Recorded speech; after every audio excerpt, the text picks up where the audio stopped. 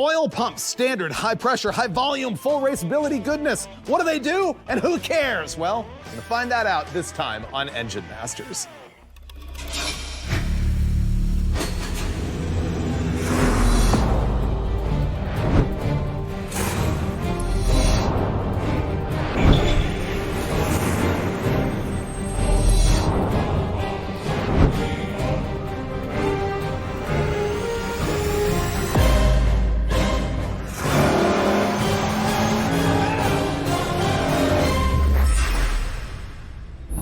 You know, like 90% of the engines that we build are standard street strip muscle car V8s that used regular old stock type oil pumps. And the thing is, when you're shopping for parts, you always see the catalog says standard and high volume and high pressure. Every once in a while you'll get like, you know, high volume, low pressure, high volume, standard pressures, pressure, high, low, all sorts of mixtures of stuff. And I just never know what it really means. I just sort of as a knee jerk go to the high volume one. I don't even know why. What does it do? Well, we finally decided to find out for sure. And to do that, we bought 3 different types of stock replacement Melling oil pumps for Big Block Chrysler and also a Mylodon billet unit. The reason we picked the Big Block Chrysler, by the way, is it has an external oil pump right here. So we don't even have to drop the oil pan in order to make these changes. It's gonna happen really quick. However, I think that the sort of design criteria and thinking that you're gonna see from companies like Speedbro and Melling are gonna translate from this engine into, you know, small block Ford, big block Chevy, anything like that. And so what we're gonna see in standard, high volume, and high pressure probably carries through the product line. But specifically, here's what we're dealing with. The first one up here is the Melling M63, which is the standard pump. Nothing special about it. And then I got the Melling, what they call high pressure pump. And having like held these, taken them apart, looked at them, inspected them, it looks like the only difference between standard and high pressure has got to be what they're doing with the relief spring in the bypass, because the case and the guts of this thing are identical. Now, what's interesting is when I move on to the one that they call the M63HV high volume, all of a sudden things get a little bit different. If I hold them up right like this, you can see that it has a deeper case on the one that is marked high volume. Obviously, they're taking a bigger grab of fluid through the gears inside that pump simply by making the case taller.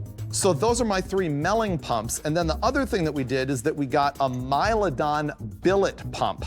And not only is this like racier because it's billet aluminum, it's got the same case thickness as the Melling high volume, but a different designed pump entirely. So what is this all gonna do? I don't know. That's why we're gonna throw it on Steve Dulcich's 440. It's making about 520 horsepower in its current configuration, so we're gonna be able to data log whether the different pumps actually eat more or less horsepower, which is something that you hear sometimes is like, oh, the high volume or high pressure pump is gonna eat more horsepower. Is that true? The other thing we're gonna be able to look at is some data logging of the pressure and volume of the oil through the engine. And then we're gonna sit down with the Steves, look at their opinion on these pumps, run them on the engine, and look at the factors of power, pressure, volume, and who cares. All right, Steve, it's another 440 Mopar test, this time oil pumps. How do you feel about me running the standard volume, low pressure, regular Chrysler Imperial or Dodge Van oil pump on your 440? It's perfectly fine because really? It's a, what do they call it? A G-rotor pump? Yeah, And it's just a positive displacement pump that moves a lot of oil. Even the stock one's plenty for most high-performance engines. In fact, I've run over 760 horsepower on my Engine Masters motor using a original stock pump that was just sandblasted inside and out. To that point, do you actually think the standard volume pump makes more horsepower than the higher volume, higher pressure pumps? In theory, you would think so, but how much horsepower does it really take to go from 50 PSI to 65 or 70? I don't know. That's what we're here to find out.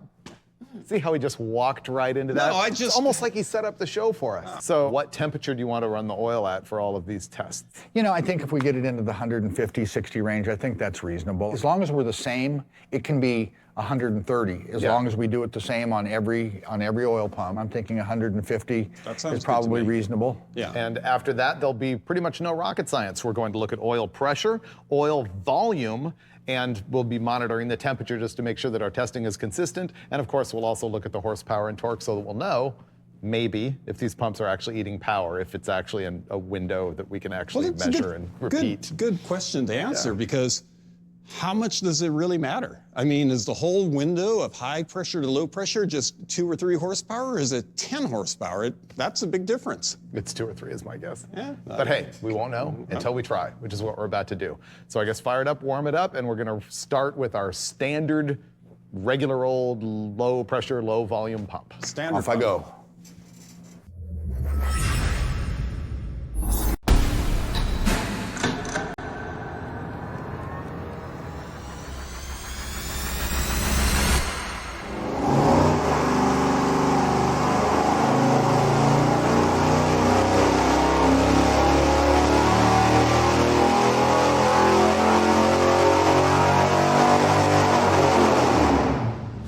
Action Brulé. I kind of like that. It's like Action Jackson. Action Brulé. What did we learn just now? We idled it at 950 RPM and it had 31 PSI after the pull. So that'll be our routine each time, is right after the pull. Wow, so we made 540 pound-feet of torque, 523 horsepower. Let's have a look at the oil pressure curve. This is the oil pressure curve, which is kind of weird. No, look at the this scale. whole scale is 2 pounds. Oh, okay. I'm like, what's going on here? It really revved it up here and picked up 1.5 pounds right here. Yeah. So. Yeah, so this right here is 52.75 PSI, and that's 54 PSI. Now the one that I really have no idea what to expect is flow in gallons per minute.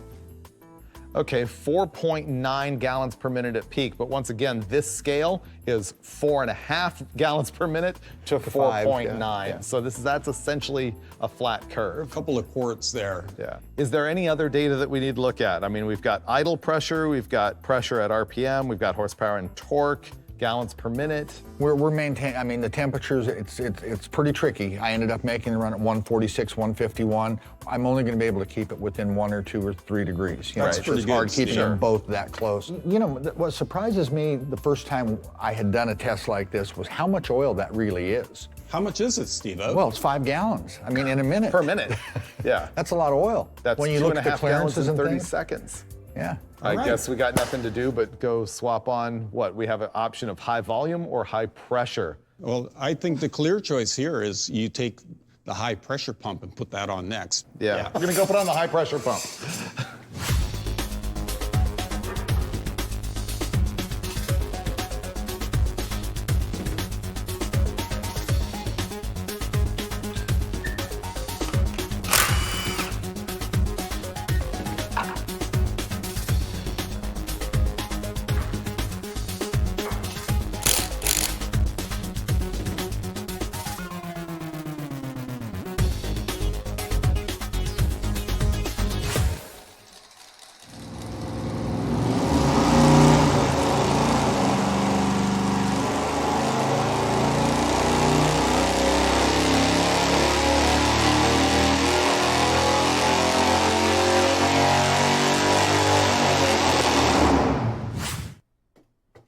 Looking at power, Steve wants to say that it's an improvement. I want to call it the same.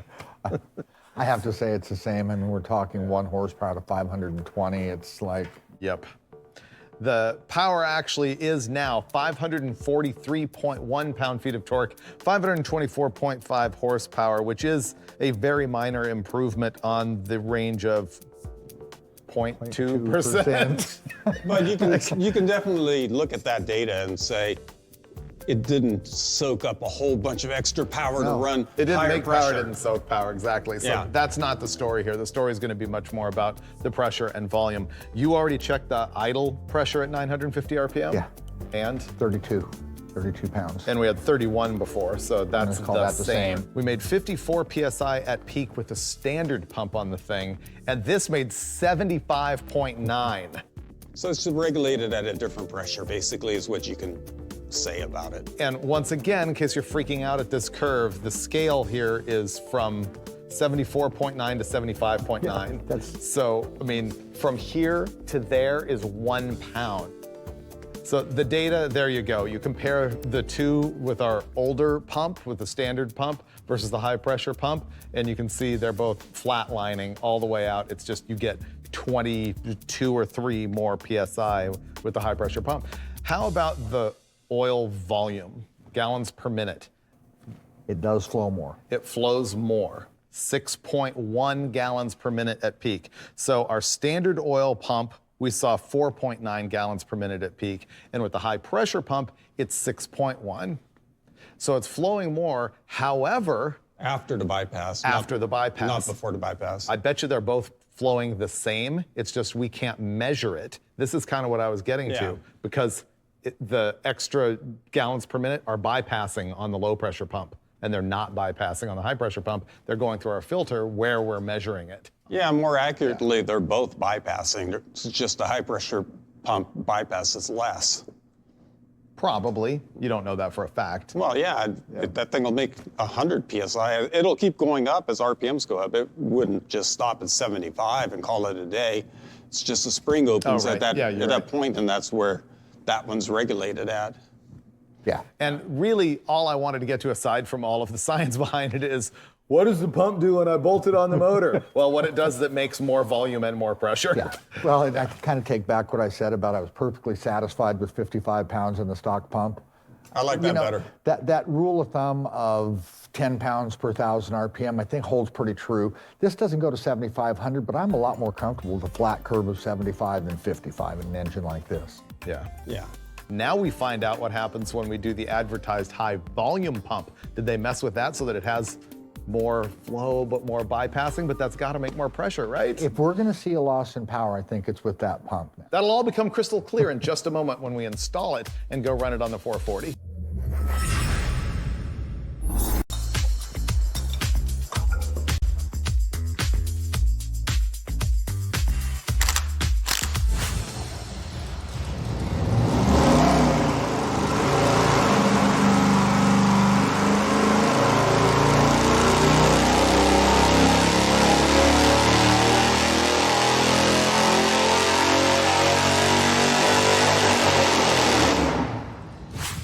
As Brule returns, I'll give you the power numbers, which are 541.2 pound-feet of torque and 524.3 horsepower with that high volume pump. The horsepower and torque is the same in every single circumstance. So the data we really care about here is the pressure and the volume. Let's have a look at our data on pressure, I guess. Okay. First of all, we did our idling test at 950 RPM. Both other pumps were idling at 32 to 31 PSI. The high volume pump all of a sudden is idling at 48 to 49 PSI. So why would the high volume pump give us more pressure at idle? Bigger gear. Yeah, it's more volume. It's a bigger pump. And so the other pump is requiring some speed to get it to that pressure to hit the bypass. This pump at a lower speed, because it's just physically bigger, is capable of making more pressure.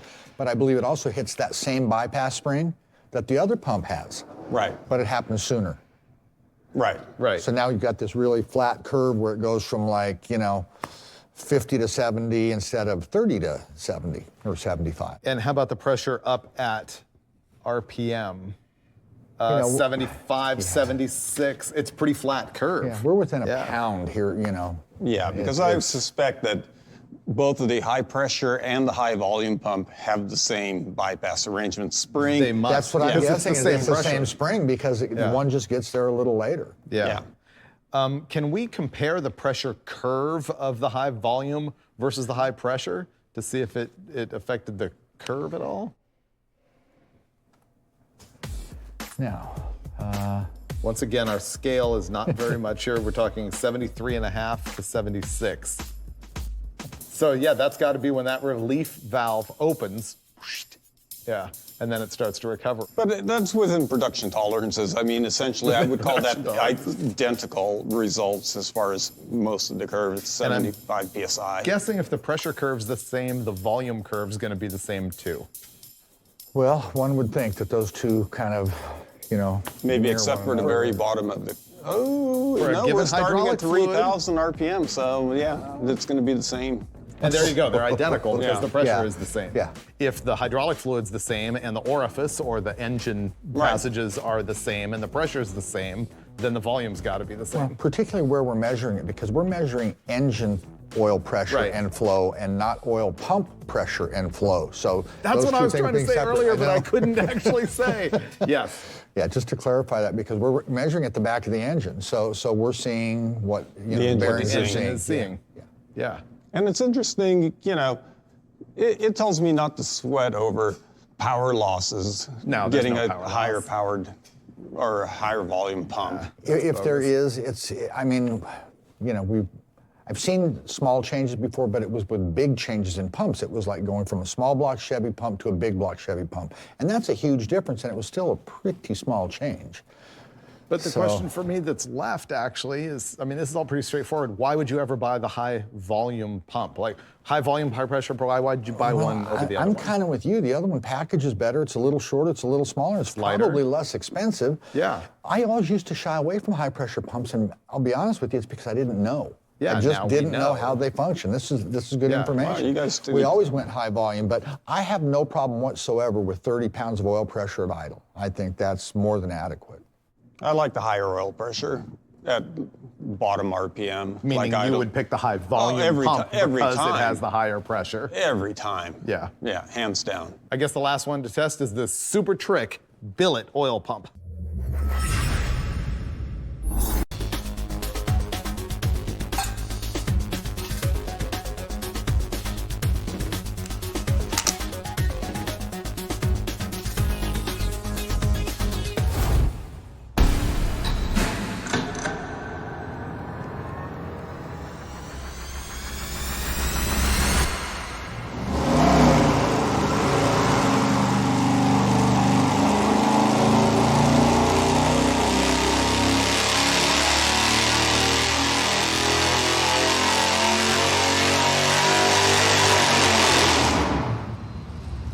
This is interesting because finally we've lost horsepower.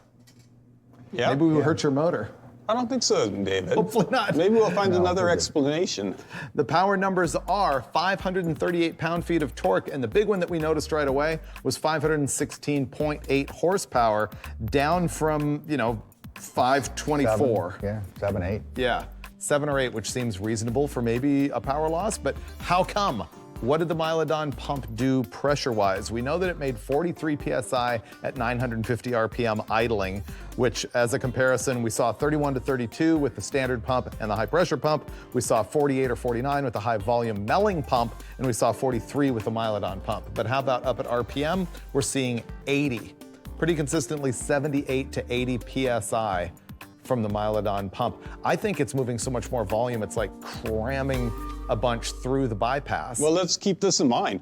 The bypass and the cover is exactly the same unit that came off of our high pressure pump. So that hasn't changed at all. So what's in that pump body has to be responsible, right? Well, we know that I don't know how to say it, gear rotor or gear-rotor design. It's the same height. Same height, completely different Are design we though. talking clearances and how well the pump is built? It's And it's a different shape. It's a completely different. Instead of having clover-leafed round doohickeys, Okay. it's more sort of swoopy triangle doohickeys. It's a starship, Yeah. Starfish. It's a starship. It might as well be a star.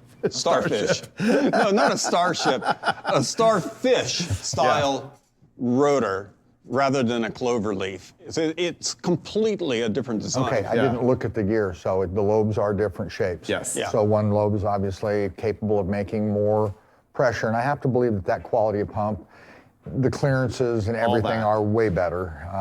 The housing's probably more stable. There's a few things going on there. I noticed also it has a steel insert inside of the billet aluminum housing. So those clearances are probably very stable and very, very close. And so therefore, even though it's flowing the bypass through the very same plate that we ran on the other pump, it's making so much more volume that it's either cramming a bunch more through there, it's doing something to eat more power because it's trying to cram It more oil moves through more the oil. engine. I think it's moving the bypass spring further downstream. I forgot you about know. the further option. That's right. We didn't think Yeah. of that. We were talking about it when you were out here about how it was maybe the orifice size or something, but if it's pushing that spring more, that's a good answer. Yeah, I mean, who knows what this pump is actually capable as far as volume and pressure. It's clearly really high up there. You know, like I say, I'd seen it before in some big swings, like small block to big block pump, and I think we finally hit that spot here. And you know, off camera, we verified that there's nothing wrong with the engine and that it repeats just a couple of times. Yeah, we ran it a few times to make sure this wasn't an anomaly. Well, we were surprised. It's like, huh, we better take a second look at this. And so, what is the volume? A little bit more, I would imagine. Yeah, not much. 6.6 to 6.7 gallons per minute, up from our high point of 6.1 to 6.2. So, more pressure? Yeah. More volume? So you can kill horsepower with an oil pump. You can. So see, all those guys that were doing it, we now can't call them chumps, as Right, you would right, say. because it's actually true. You can kill horsepower. All right, final conclusions on our oil pump episode of Engine Masters. I'm gonna say, as a knee jerk, if I'm on Summit and I'm buying a pump for my new 440 build, I'm gonna buy the high volume Melling unit. Oh, that's the one I like. I agree. Okay. There's no reason not to have the extra oil pressure at idle that is supplied by the high volume pump. It's not costing any horsepower, so you might as well get the volume. Yeah. I agree, other than if it's touching a cross member or something, then I'm headed to the high pressure pump and skipping the stock pump. And I also like the high quality and like ability to do other things with the Mylodon parts. Yes. I don't think I'm just gonna buy it for an engine like this that's kind of my average cruiser, but if I was doing something that I cared about more, if I was gonna do external pickups, then I would absolutely have it. I have had it. I've had that Mylodon system on a couple of my Hemis in cars. Good times. Again, We'll come up with more fascinating, boring parts on future episodes of Engine Masters. Your shadow moves like a velvet flame. I play the game, but I don't feel shame. Your eyes ignite a dangerous glow. Closer now, I lose control.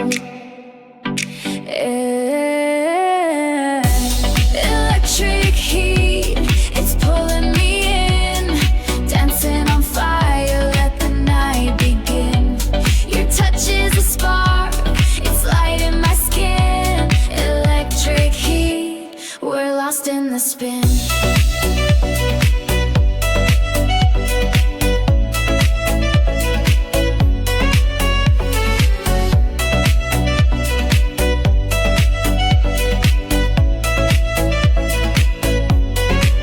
You whisper words like a secret dare.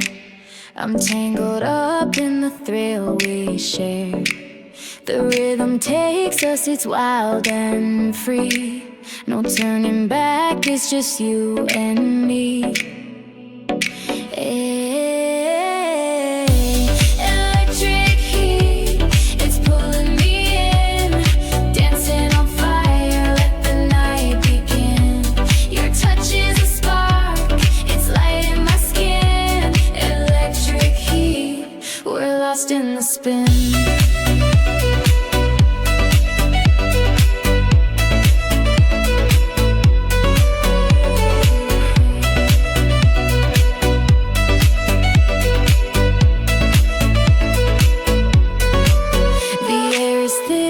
The fevered haze, we're burning bright in this wicked blaze. Your lips are closed, I can feel the sting. Caught in the rush of everything. Electric heat, it's pulling me in. Dancing on fire, let the night begin. Your touch is a spark, lighting my skin. Electric heat, we're lost in the spin.